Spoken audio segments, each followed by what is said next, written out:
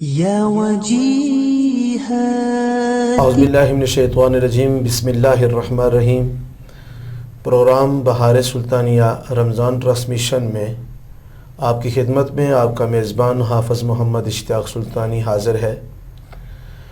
آج ہمارے پروگرام میں تشریف لائی عالم نبیل فاضل جلیل حضرت علامہ مولانا محمد غلام مرتضیٰ صاحب، اور آج کا جو ہمارا ٹاپک ہے، آج کا جو ہمارا موضوع ہے، موجودہ معاشرے میں اس کی اصلیت کو جاننا بہت ضروری ہے۔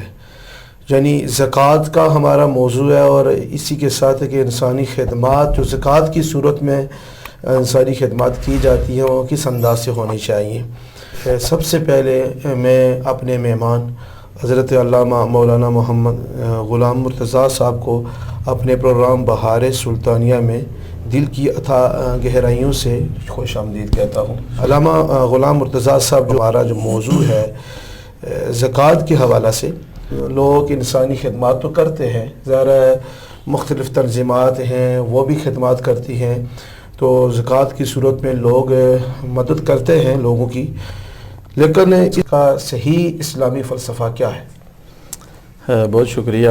میں سب سے پہلے آپ کا شکریہ ادا کرتا ہوں۔ اسپیشل رمضان ٹرانسمیشن جو آپ نے جو پیغامات کا سلسلہ جاری رکھا ہوا، اللہ تعالیٰ اس میں مزید برکتیں عطا فرمائے۔ آمین ثم آمین۔ الحمدللہ الذی بیدہ تصریف الاحوال و تخفیف الاسقال، والصلاة والسلام علی سید الہادین الی محاسن الافعال وعلى آلہ وصحبہ المدارئین لہ فی الصفات والاعمال، اما بعد فاعوذ باللہ من الشیطان الرجیم، بسم اللہ الرحمن الرحیم۔ قال اللہ تبارک و تعالی فی القرآن المجید والفرقان الحمید، لن تنالوا البر حتی تنفقوا مما تحبون، صدق اللہ خالقنا العظیم۔ میں آج کی گفتگو کا آغاز ایک شعر سے کرنا چاہتا ہوں۔ جی۔ درد دل کے واسطے پیدا کیا انسان کو، جی۔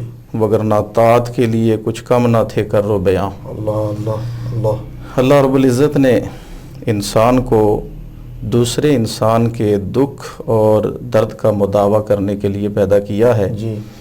حضور نبی اکرم صلی اللہ علیہ وسلم کے بہت سارے ارشادات، آپ کے بہت سارے فرامین موجود ہیں۔ آپ صلی اللہ علیہ وسلم نے انسانوں کو جسد واحد کی طرح قرار دیا، اور ارشاد فرمایا کہ ایک مسلمان دوسرے مسلمان کے لیے ایک دیوار کی مانند ہے۔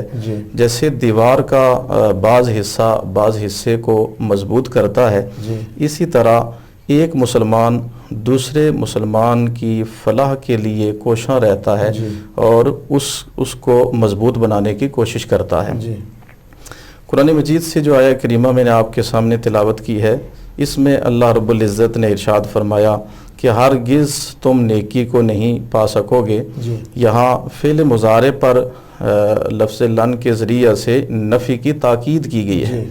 یعنی بندہ مفسر ہو سکتا ہے، محدث بن سکتا ہے، نمازی ہو سکتا ہے، حاجی ہو سکتا ہے، غازی ہو سکتا ہے، جب تک اپنی پسندیدہ چیز کو اللہ کی رضا کے اصول کے لیے وہ خرچ نہیں کرے گا، اس وقت تک وہ نیکوکار نہیں ہو سکتا۔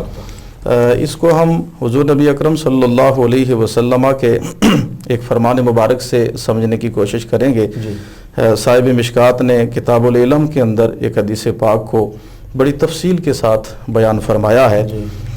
ظاہری طور پر تو آپ صلی اللہ علیہ وسلم کے وہ فرمان مبارک جو ہیں وہ مختلف ٹکڑوں میں ہیں، مگر ان میں پورا سمندر یوں سمویا ہوا دکھائی دیتا ہے۔ جلیل القدر صحابی حضرت سیدنا ابو ہریرہ رضی اللہ تعالیٰ عنہ حدیث پاک کے راوی ہیں۔ عن ابی ہریرہ رضی اللہ عنہ قال قال رسول اللہ صلی اللہ علیہ وسلم من نفس عن مؤمن کربتا نفس اللہ کربتا من کرب یوم القیامہ۔ آپ صلی اللہ علیہ وسلم نے ارشاد فرمایا کہ جو شخص کسی بندے کی دنیا کی تکالیف میں سے کسی تکلیف کو دور کرنے کی کوشش کرتا ہے، اللہ تعالیٰ قیامت کی تکلیفوں میں سے اس کی تکلیفوں کو دور فرمائے گا۔ سبحان اللہ۔ اور دوسرے ٹکڑے میں آپ صلی اللہ علیہ وسلم نے ارشاد فرمایا وَمَن يَسَّرَ عَلَى مُؤَسِّرٍ یسر اللہ علیہ فی الدنیا والآخرہ، کہ جو کسی مشکل میں پھنسے ہوئے انسان، تنگی میں اور مصیبت میں پھنسے ہوئے انسان کی تکلیف کو آسانی کی طرف لے جانے کی کوشش کرتا ہے، اللہ تعالیٰ قیامت کی تکلیفیں جو ہیں اس کے لیے آسان فرمائے گا۔ اور پھر نبی پاک صلی اللہ علیہ وسلم نے ارشاد فرمایا وَمَن سَتَرَ مُسْلِمًا سَتَرَهُ اللَّهُ يَوْمَ الْقِيَامَةِ، جو کسی مسلمان کے عیبوں پر دنیا میں پردہ ڈالتا ہے، اللہ تعالیٰ قیامت کے دن، آخرت کے دن اللہ رب العزت اس کے عیبوں پر پردہ ڈالے گا۔ اور پھر آگے جو جملہ ہے نبی پاک صلی اللہ علیہ وسلم کا جو فرمان ہے واللہ فی عون العبد ما کان العبد فی عون اخیہ، انسانی خدمت کا ایک جذبہ جو ہمیں ہمارے دین نے عطا کیا اور نبی پاک صلی اللہ علیہ وسلم نے عطا فرمایا۔ حضور نے ارشاد فرمایا واللہ فی عون العبد ما کان العبد فی عون اخیہ، کہ جب ایک بندہ دوسرے بندے کی خدمت میں لگ جاتا ہے تو اللہ اس بندے کی خدمت میں لگ جاتا ہے۔ یہ نبی پاک صلی اللہ علیہ وسلم کا فرمان، جس کو صاحب مشکات نے کتاب العلم میں بیان کیا، اور حضرت سیدنا ابو ہریرہ رضی اللہ تعالیٰ عنہ اس حدیث پاک کے راوی ہیں، جس میں سب سے پہلی چیز یہ ہے کہ جو بندہ مشکل میں پھنسا ہو، یعنی کسی کی مشکل کو آسان بنانا، کسی کی تکلیف کا مداوع کرنا، یہ نبی پاک صلی اللہ علیہ وسلم نے جو بات بیان فرمائی، بندہ نیکوکار اس وقت تک نہیں ہو سکتا، یعنی وہ ابرار لوگوں میں شامل نہیں ہو سکتا جب تک کہ وہ اپنی پسندیدہ چیز کو، اپنی محبوب چیز کو اللہ کی رضا کے لیے خرچ نہیں کرے گا۔ ہمارے معاشرے میں عمومی طور پر تو یہ ہوتا ہے کہ میرا لباس بوسیدہ ہو گیا، تو اب جو معاشرے میں غریب ہے، مسکین ہے، اب یہ لباس میرے پہننے کے قابل نہیں، تو لہٰذا یہ لباس جو ہے وہ کسی غریب یا مسکین کو دے دیا جائے۔ تو قرآن مجید کی سایہ کریمہ سے یہ بات ثابت ہوتی ہے کہ جب تک آپ اپنی پسندیدہ چیز کو اللہ کی راہ میں نہیں خرچ کریں گے، اللہ کی رضا کے لیے خرچ نہیں کریں گے، اس وقت تک بندہ مومن نہیں ہو سکتا۔ پھر اسی حدیث پاک میں نبی پاک صلی اللہ علیہ وسلم نے اگلے حصے میں ارشاد فرمایا من سلک طریقا یلتمس فیہ علما سہل اللہ لہ طریقا من طرق الجنہ، کہ جو شخص علم کی تلاش میں کسی راستے پر چلتا ہے تو اللہ تعالیٰ جنت کے راستوں میں سے کوئی راستہ اس کے لیے آسان فرما دیتا ہے۔ پھر جو اگلا حدیث پاک کا حصہ ہے اس میں نبی پاک صلی اللہ علیہ وسلم نے ارشاد فرمایا کہ جو لوگ اللہ کے گھر میں بیٹھ کر یتلون کتاب اللہ کی کتاب قرآن مجید کی تلاوت کرتے ہیں، وَيَتَدَارَسُونَ بَيْنَهُمْ، یہ یتدارسون یہ باب تفاعل ہے، اس میں جو کہ باہمی تقابل پایا جاتا ہے، وہ ایک دوسرے کے ساتھ علم کا دور کرتے ہیں، ایک دوسرے کو سنتے اور سناتے ہیں، چونکہ اس میں باہمی تقابل پایا جاتا ہے۔ تو ایسے لوگوں کی عظمت اور شان آپ صلی اللہ علیہ وسلم نے یہ بیان فرمائی کہ اللہ نزلت علیہم السکینہ، کہ اس مجلس میں جو لوگ بیٹھ کر علم کا جو درس حاصل کرنے کی کوشش کر رہے ہیں، اللہ تعالیٰ ان پر سکون نازل فرماتا ہے، غشیتہم الرحمہ، اللہ ان کو اپنی رحمت میں ڈانپ لیتا ہے، حفتہم الملائکہ، اللہ کے فرشتے اپنے پروں سے اس مجلس میں بیٹھنے والوں پر سایہ کر دیتے ہیں۔ اور پھر کرم بالائے کرم یہ ہے کہ آپ صلی اللہ علیہ وسلم نے ارشاد فرمایا کہ اللہ اس سے بہتر مجلس یعنی فرشتوں کی مجلس میں اپنے ان بندوں کا ذکر کرتا ہے۔ سبحان اللہ۔ تو یہ انسانی خدمت کا ایک جذبہ جو ہمیں اسلام نے عطا کیا، ہمارے آقا نبی آخر الزمان صلی اللہ علیہ وسلم نے عطا فرمایا۔ اگر ہم غور کریں تو قرآن مجید کے اندر ایک سورہ مبارکہ ہے جسے کہتے ہیں سورۃ النمل۔ نمل کا معنی ہے چیونٹی۔ اب دیکھیے کہ اس چیونٹی میں ایک کیسا خیر کا جذبہ کار فرما تھا کہ اس نے اپنی برادری کی چونٹیوں سے یہ کہا کہ یا ایھا النمل ادخلوا مساکنکم لا یحطمنکم سلیمان وجنودہ، کہ سلیمان علیہ السلام کا لشکر آ رہا ہے اور وہ کہیں بے خبری میں تمہیں اپنے قدموں تلے نہ رون ڈالے۔ تو لہٰذا صرف اس نے ایک خیر کا ارادہ کیا تھا، بھلائی کا ارادہ کیا تھا۔ اب چیونٹی ایک چھوٹی سی مخلوق ہے، تو اللہ تبارک و تعالیٰ نے پوری سورت کا نام ہی سورۃ النمل رکھ دیا۔ اس سے یہ بات ثابت ہوتی ہے کہ خیر کا پہلو، کامیابی کا، دوسرے کی بہتری کا، دوسرے کی فلاح کی سوچ اپنے اندر پیدا کرنا۔ اب چیونٹی کا عام تو کوئی شخص ذکر نہیں کرتا، لیکن چیونٹی میں وہ خیر کا پہلو آیا تو اللہ تبارک و تعالیٰ نے چیونٹی کے نام پر ہی سورت کا نام رکھ دیا۔ سبحان اللہ، سبحان اللہ۔ تو اگر ہم تھوڑا سا اس بات کو مزید سمجھیں، حضرت امام غزالی رحمۃ اللہ تعالیٰ علیہ اس خدمت میں اخلاص ہو، للہیت ہو، اللہ رب العزت کی رضا ہو، ریاکاری، تصنع، بناوٹ سے عمل، بڑے سے بڑا عمل بھی ضائع ہو جاتا ہے۔ حضرت امام غزالی رحمۃ اللہ تعالیٰ علیہ تصوف میں جن کا بڑا نام ہے، حضرت امام غزالی آپ کتاب لکھ رہے تھے تو وہ قلم جو آپ کے ہاتھ میں سے تھی اور سیاہی لگاتے تھے دوات سے، تو جب آپ نے سیاہی قلم کی نوک پہ لگائی تو ایک مکھی آئی، وہ مکھی آ کر قلم کی نوک پر بیٹھ جاتی ہے۔ تو حضرت امام غزالی کی نگاہ جب اس قلم کی نوک کی طرف اٹھی تو آپ نے دیکھا کہ مکھی بیٹھی ہوئی ہے، تو حضرت امام غزالی رحمۃ اللہ تعالیٰ علیہ نے اب اس قلم کو وہاں ٹھہرا دیا، روک دیا، اس غرض سے کہ یہ مکھی پیاسی ہوگی اور وہ مکھی اس سیاہی کو چوس رہی تھی۔ حضرت امام غزالی نے قلم کو روک دیا۔ اب جب حضرت امام غزالی کا بہت بڑا نام ہے تصوف میں، جب آپ وصال فرما گئے، ظاہری دنیا سے پردہ فرما گئے، تو کسی صاحب کشف نے حضرت امام غزالی کو حالت خواب میں دیکھا اور فرمایا اللہ نے آپ کو بخش دیا۔ تو حضرت امام غزالی نے فرمایا اللہ نے مجھے معاف کر دیا، بخش دیا۔ تو اس نے عرض کیا کہ آپ نے اتنی کتابیں لکھی ہیں، اتنی آپ نے دین کی خدمات ہیں، اللہ نے آپ کو معاف کرنا ہی تھا۔ تو حضرت امام غزالی نے فرمایا کہ اس ایک نیکی کی وجہ سے باقی نیکیاں تو اپنی جگہ ہے، یعنی تحریر میں، تصنیف میں اور تصوف میں امام غزالی رحمۃ اللہ علیہ کا بہت بڑا مقام ہے، لیکن آپ نے فرمایا کہ وہ ایک نیکی کے ایک مرتبہ میں لکھ رہا تھا کتاب اور قلم میں نے سیاہی اس کی نوک کے ساتھ لگا کے قلم جب اٹھایا تو ایک مکھی آ کر اس کی نوک پر بیٹھ گئی۔ میں نے اس قلم کو روک دیا کہ ہو سکتا ہے یہ مکھی پیاسی ہو، تو پیاس کی شدت کی وجہ سے وہ سیاہی کو چوسنے لگی، تو اللہ تبارک و تعالیٰ نے اس ایک نیکی کی وجہ سے مجھے معاف کر دیا۔ تو یہ انسانی خدمت کا ایک جذبہ جس کا پیغام ہمیں ہمارے دین نے دیا، ہمارے آقا جناب محمد الرسول اللہ صلی اللہ علیہ وسلم نے دیا کہ کھجور ایک گھر میں آتی ہے تو وہ یہ سمجھتے ہیں کہ شاید میرا پڑوسی بھوکا ہوگا، وہ دوسرے گھر کی طرف لوٹا دی جاتی ہے، حتیٰ کہ 40 گھروں تک ہو کر وہ کھجور پھر پہلے گھر کی طرف آ جاتا۔ یہ جذبہ نبی پاک صلی اللہ علیہ وسلم نے ہمیں عطا فرمایا، خلفائے راشدین نے عطا کیا، صوفیاء کرام نے عطا فرمایا، اور اللہ رب العزت کے برگزیدہ بندوں نے یہ جذبہ ہمیں عطا کیا۔ تو اس میں ہمیں تصنع، بناوٹ، ریاکاری اور دکھلاوے سے بچتے ہوئے کوشش کرنی چاہیے کہ اللہ کی رضا کے لیے جو طریقہ ہمیں نبی علیہ الصلوۃ والسلام نے عطا کیا کہ اگر دائیں ہاتھ سے کسی کو دیتے ہو تو بائیں ہاتھ کو اس کی خبر نہیں ہونی چاہیے۔ علامہ صاحب ایک دلیل جو لوگ دیتے ہیں جی کہ اگر نیک قوموں میں خرچ کریں تو جو اس غرض سے خرچ کریں کہ مجھے دے کہ کوئی دوسرا بھی اللہ کے راستے میں، یہ جائز ہے اس طرح کا عمل کرنا؟ دیکھیں نا، بہت سارے کچھ اعمال میں ایسا ہوتا ہے کہ مثلا نماز اگر کوئی شخص پڑھتا ہے تو وہاں پر سارے لوگ موجود ہیں، یعنی ایک بندہ دوسرے کو دیکھ رہا ہے اور اس کی یہ گواہی پیش کر سکتا ہے کہ اس نے میرے ساتھ مسجد کی صف میں کھڑے ہو کے نماز ادا کی تھی۔ اسی طرح جو روزہ ہے، روزہ جو ہے یہ اللہ تعالیٰ کے رازوں میں سے ایک راز ہے۔ اب اللہ اور بندے کے درمیان یہ راز جو ہے وہ کار فرما ہے، دوسرے بندے کو اس کی کوئی خبر نہیں کہ یہ بندہ روزے کی حالت میں ہے یا روزے کے بغیر ہے۔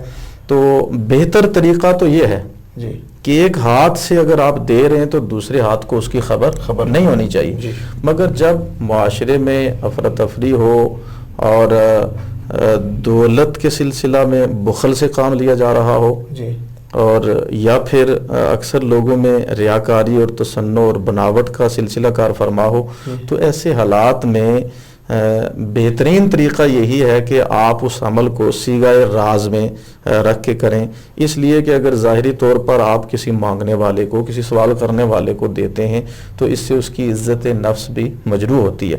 ہاں اگر کسی دوسرے کو ترغیب دینے کی نیت ہے، کیونکہ نیت تو اللہ جانتا ہے کہ بندے کی نیت کیا ہے، انما الاعمال بالنیات، اعمال کا جو ثواب ہے اس کا دار و مدار نیت پر ہے، تو اگر کسی کی نیت میں یہ ہے کہ میں اگر اس کی خدمت کروں گا تو ہو سکتا ہے دوسرا بندہ بھی خدمت کرے، تو ایسا کرنے میں کوئی حرج بھی نہیں۔ ماشاءاللہ ماشاءاللہ۔ ہم پروگرام کے اگلے سوال کی طرف چلتے ہیں، اور انسانی خدمت کا جذبہ جو زکوٰۃ کی صورت میں ہم لوگوں کی خدمت کرتے ہیں، تو پہلے تو ہم زکوٰۃ کی اہمیت اور فضیلت آپ سے جانیں گے کہ اس کی اہمیت و فضیلت کیا ہے، اور پھر زکوٰۃ ادا کرنے کا اجر کتنا ہے، اور جو لوگ دولت ہونے کے باوجود ہیلے بیلے کرتے ہیں اور زکوٰۃ ادا نہیں کرتے ان کے لیے کیا وعید ہے؟ زکوٰۃ ارکان اسلام میں سے تیسرا بنیادی اور اہم رکن ہے۔ یوں سمجھ لیں کہ ایک خیمہ جو لگایا جاتا ہے اس کے 5 ستون ہوتے ہیں، ایک درمیان میں ہوتا ہے اور 4 ستون اس کی طرفوں میں ہوتے ہیں، تو ایک ستون اگر گرا دیا جائے تو پھر وہ خیمے کی جو طاقت ہے وہ ختم ہو جاتی ہے۔ اب اسلام کی جو بنیاد ہے وہ 5 چیزوں پر ہے۔ سب سے پہلے کلمہ طیبہ پڑھنا، دوسرے نمبر پہ نماز قائم کرنا، تیسرے نمبر پہ زکوٰۃ ادا کرنا، چوتھے نمبر پہ رمضان المبارک کے روزے رکھنا، اور 5ویں نمبر پہ حج بیت اللہ کرنا جو اس کی استطاعت رکھتا ہو۔ تو زکوٰۃ کا سبب ہے بڑھنے والا مال۔ اب زکوٰۃ کی وجہ سے نفس انسانی میں ایک بخل کی جو میل ہوتی ہے وہ صاف ہو جاتی ہے زکوٰۃ کی وجہ سے۔ اور زکوٰۃ کی شرائط میں عاقل ہونا، بالغ ہونا، مسلمان ہونا، آزاد ہونا، صاحب نصاب ہونا۔ اب 4 قسم کے مالوں میں زکوٰۃ ہے۔ سب سے پہلے ہے سونا چاندی، دوسرے نمبر پہ مال تجارت ہے، تیسرے نمبر پہ سائمہ جانور ہیں جو سال کا اکثر حصہ چر کر گزارا کرتے ہیں، اور چوتھے نمبر پہ زمین کی پیداوار ہے۔ اب زکوٰۃ دیکھیے اللہ تعالیٰ مال عطا کرتا ہے، اور یہ اللہ کی بہت بڑی آزمائش ہے زکوٰۃ۔ سورہ بقرہ کے آغاز میں ہم اگر غور کریں تو اللہ تعالیٰ نے اہل ایمان کی جو صفات بیان فرمائی، الذین یؤمنون بالغیب ویقیمون الصلاۃ ومما رزقناہم ینفقون، وَمِمَّا رَزَقْنَاهُمْ يُنْفِقُونَ۔ جو مال اللہ نے عطا کیا، اللہ بندے کو آزمانا چاہتا ہے کہ جو مال رب نے دیا اس سے یہ خرچ کرتا ہے یا پھر قارون بن کر اس مال پر بیٹھ جاتا ہے یا بخل سے کام لیتا ہے۔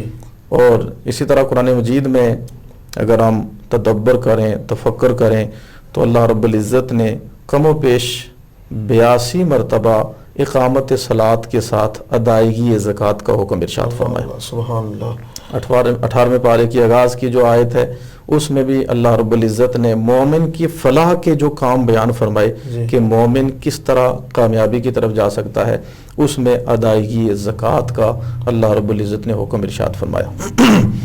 اب زکوٰۃ سمجھیں کہ دوسرے انسان کی دل جوئی ہے۔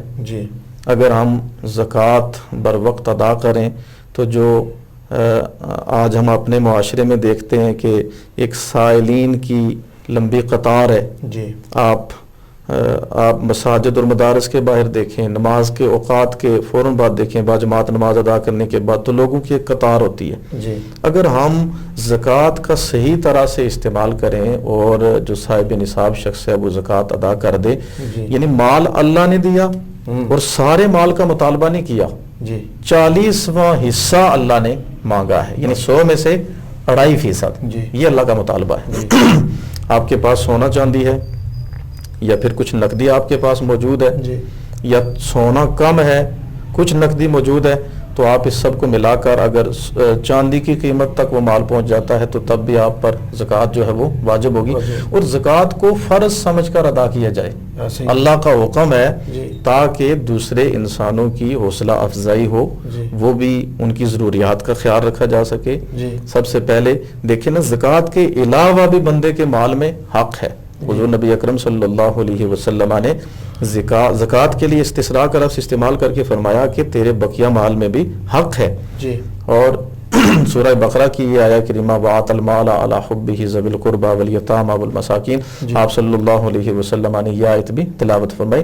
تو زکوٰۃ سے ہٹ کے بھی جس کو اللہ نے مال و دولت کی فراوانی عطا کی ہے تو وہ معاشرے میں بسنے والے اپنے اعزاء و اقارب رشتہ داروں کی ضروریات کا اگر خیال رکھے جی تو پھر ہر شخص جو ہے وہ اپنی ضرورت کو جائز طریقے سے پورا کر سکتا ہے۔ جی اب جو شخص مال ہونے کے باوجود زکوٰۃ ادا نہیں کرتے، جی حضور نبی اکرم صلی اللہ علیہ وسلم نے حدیث پاک کے اندر جو وعید بیان فرمائی، صاحب مشکات نے کتاب الزکوٰۃ کے اندر بہت ساری روایات بیان فرمائی ہیں، ان میں سے ایک حدیث پاک ہے، یہی صحابی حضرت سیدنا ابو ہریرہ رضی اللہ تعالیٰ عنہ اس حدیث پاک کے راوی ہیں۔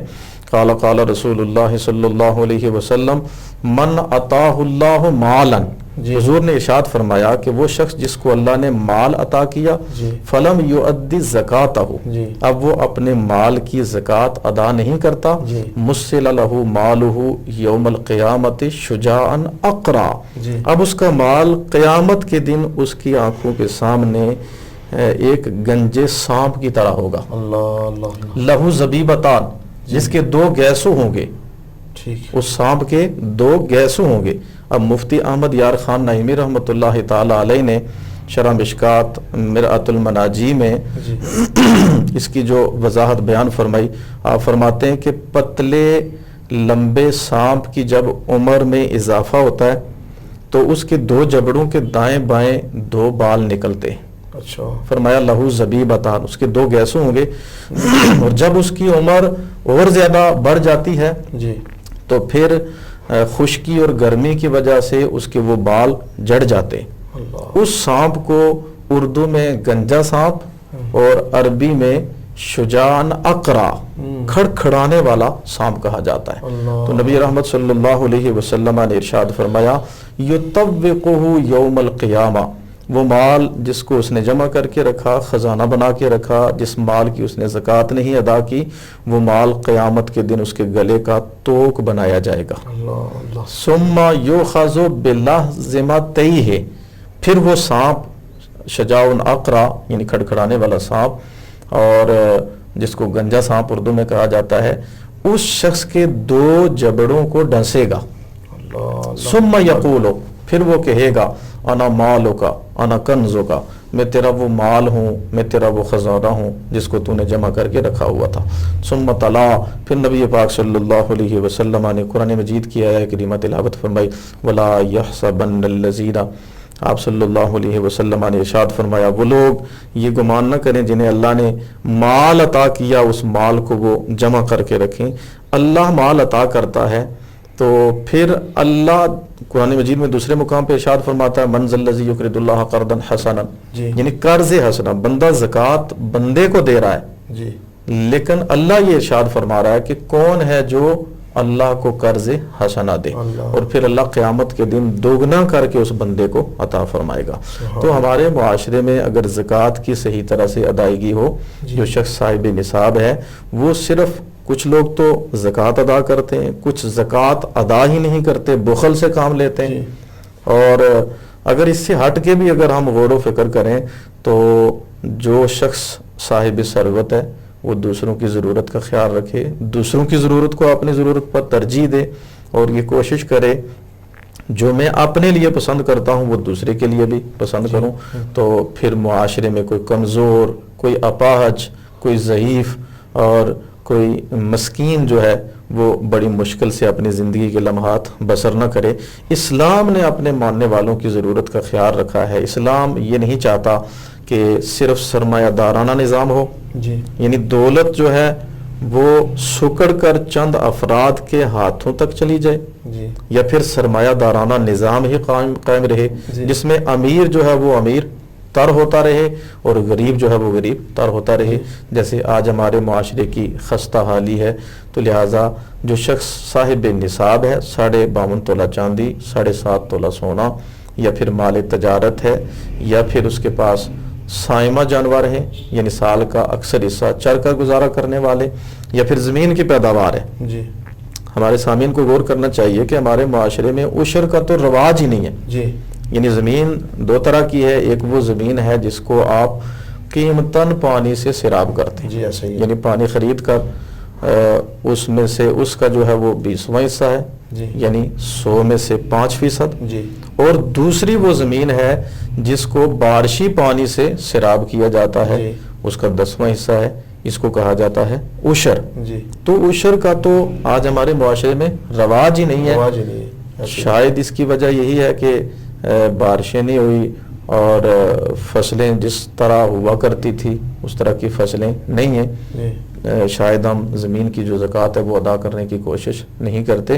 تو صحیح طرح سے زکوٰۃ کی ادائیگی اگر ہو جائے تو اس سے دوسرے لوگوں کی دلجوئی ہوتی ہے, حوصلہ افزائی ہوتی ہے.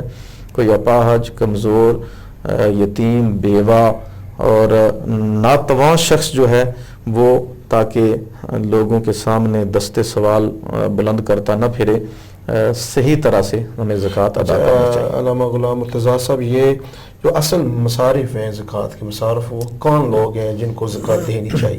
یہ تو ترتیب کے ساتھ سورہ توبہ میں اللہ رب العزت نے مصارف زکوٰۃ بیان فرمائے. انما الصدقات للفقراء والمساکین, یہ فقراء ہیں, مساکین ہیں.